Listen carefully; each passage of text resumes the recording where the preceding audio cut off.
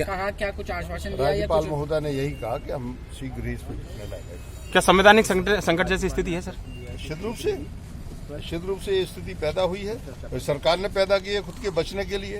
कभी कोरोना का बहाना बनाते हैं, कभी और भी बहाना बनाते हैं, कभी विधायक नहीं है उसका बहाना बनाते हैं, कभी किसी बहाना बनाते हैं।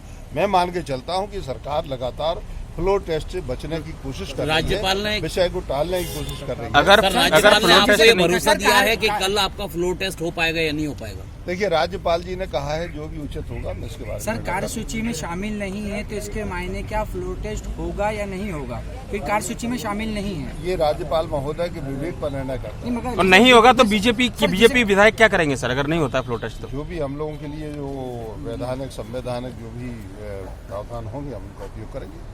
तो बीजेपी के विधायक निकल तो सारे विधायक आ रहे हैं आज रात तक, सभी पहुंच जाएंगे कल? हाँ, हिस्सा लेंगे सारे विधायक, हमारे सभी 107 विधायक हिस्सा लेंगे कार्रवाई में और सारी की सारी प्रक्रिया में भाग लेंगे।